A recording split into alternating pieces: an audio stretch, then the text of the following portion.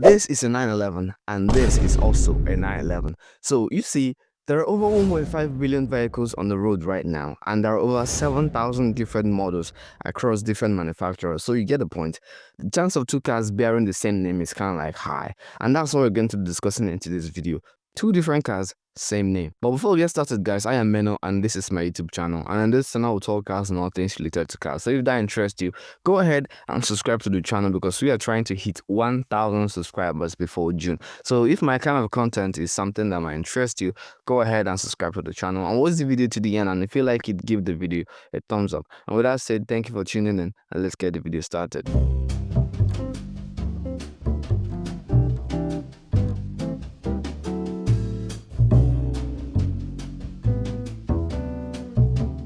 And now starting off with the two vehicles we saw from the thumbnail that share the same name, 911. Starting off with the GOAT, the Mercedes-Benz 911, aka Tipper. So this is the Mercedes-Benz 911 truck that was made from 1960s to the 1980s under the Casalba lineup. This truck has been slowly but surely disappearing from different places around the world. In some places they don't even exist anymore. But back here in Africa, back here in Nigeria, this truck is still living really strong. Like, this truck has transcended time, basically. These trucks, they don't die. Like, they do not die. When they get too old, too problematic, they get renewed. They get too old, they get renewed. In fact, you see one that looks like it's about to fall apart any minute, but to your greatest surprise, will live on for many years. Yes, that's why I call this truck the GOAT. Like, I don't know what Mercedes did with this truck, but they cooked when they made this truck.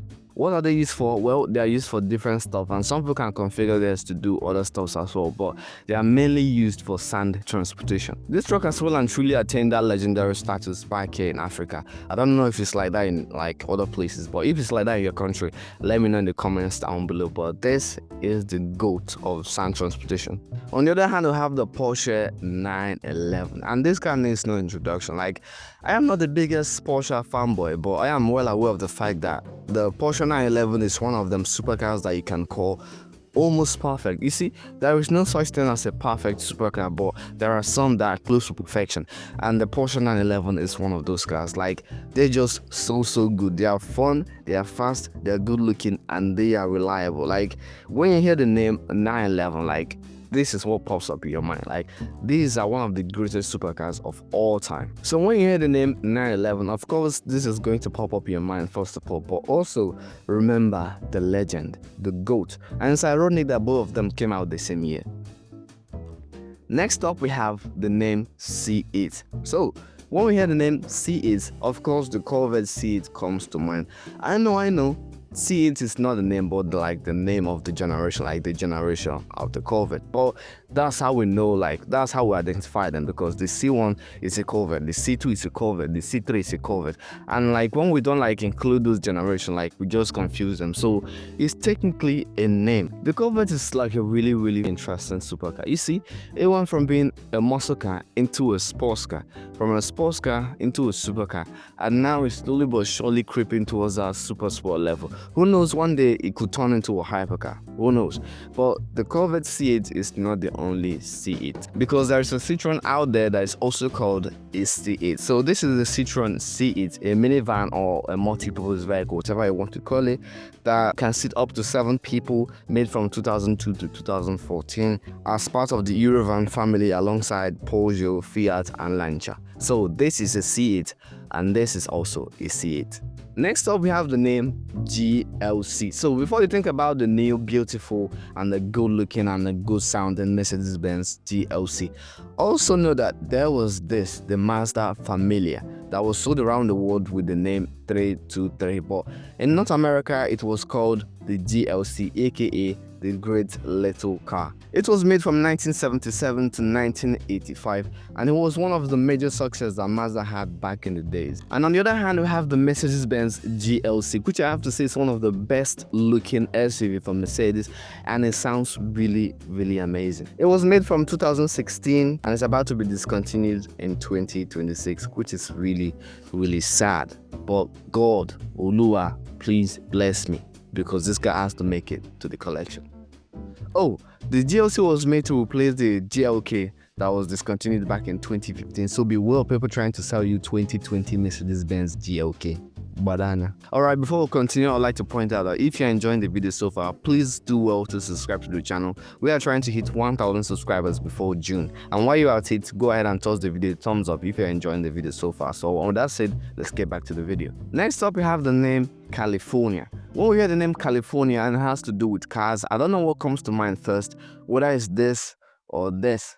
Yes, they are completely from different worlds. One is a sports car and the other one is a camper van that has nothing to do with performance. This is the Volkswagen California, and it's a mid-sized camper van that has been in production since 2005, and they just keep getting better and better, I have to say. Like with every new generation, you just keep getting better and better, especially the looks, and they're going with that Porsche style. Like the cars keep looking better and better without much changing. Like when you look at the vans, you can tell it's a Volkswagen and it's a California, but they just keep getting better. They just keep looking better and better with every new generation without much changing on the car, you know, like that Porsche style. And on the other hand, we have the Ferrari California that was made from 2008 to 2017. I know what that means. It means that the California, like the VW California, is older than the Ferrari California.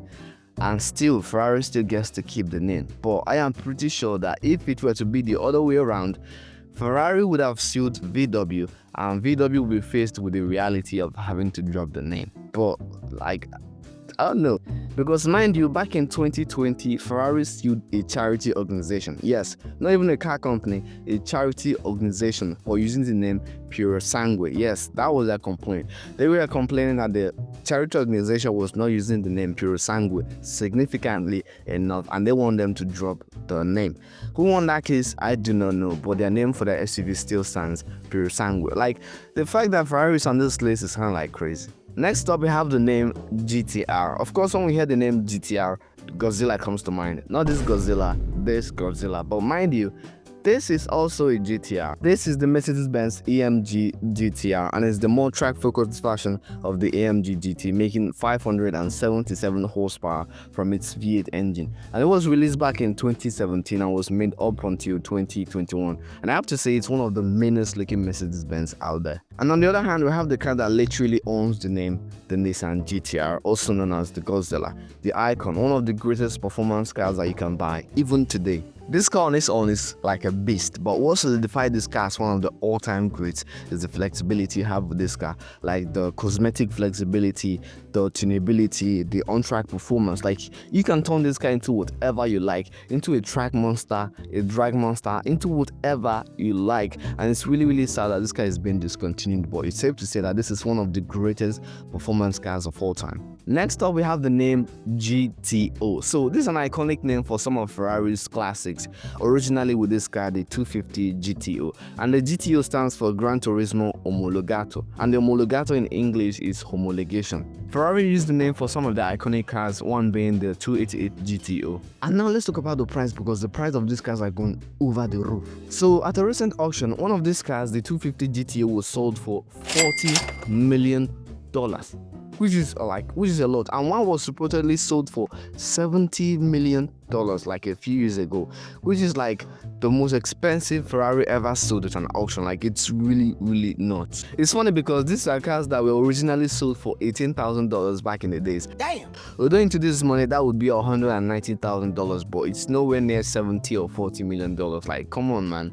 It doesn't make any sense. So 1 year after the release of the Ferrari 250 GTO, back in America, a company called Pontiac started production of a car called the GTO, which I have to say looks pretty fine. Like, the newer ones are like okay, but the first generation was gold. But the crazy part of this story is that this car released 1 year after Ferrari released the 250 GTO with the same name, which is something that would never happen today. Like, a car brand releasing a car 1 year after Ferrari with the same name. Like, it ain't happening, because you know the drill. Ferrari is going to take them to court, and believe you me when I say that they are going to win, like, for sure. Maybe Ferrari was not as harsh back then as they are today, or maybe they knew that Pontiac would be out of business in the future.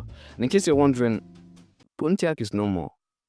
Last but not the least for today, we have 901, or as I would like to call it, Peugeot versus Porsche. In this case, it's not like two cars that share the same name, but two brands fighting for a name. Not even fighting for a name, but fighting for a type of name. So back in 1963, the original name that Porsche intended for the 911 series was 901. So the 911 that we know today should have been called the Porsche 901. But Porsche launched a protest against Porsche over that naming format, where the name of the car consists of 3 digits with the middle digit being 0. In case you don't get it yet, this is how Porsche names their cars: 505, 504, 306, 307, 406, 407, 206, and so on, like with the middle digit always being 0. So that was the issue that Porsche had with Porsche, and then Porsche decided to settle the case by replacing the 0 with a 1, and that was how the legendary 911 was born. And to be honest, it sounds way better. Even though Porsche has claimed that naming format, they are yet to make a car with the name 901, even up until today. Maybe they're saving it for a supercar or hypercar, nobody knows, but we'll just have to wait and see. And on that note, we've come to the end of the video, guys. Let me know what you think about the video in the comments down below, and if you want to see a part 2 to this, let me know in the comments down below. Or maybe if there are cars maybe out of the eyes of the mainstream media that share the same name, let me know in the comments down below. And with that said, we've come to the end of the video, guys. So like I said earlier, we are trying to hit 1,000 subscribers before June. So if you enjoyed the video, please go ahead and subscribe to the channel, and if you like the video, please go ahead and give the video a thumbs up. It goes a long way for the channel. It tells YouTube to recommend our videos to more people. So if you like the video, toss the video a thumbs up. And with that said, thank you for watching and thank you for tuning in, and I am sure to see you in the next one. Peace out and stay safe.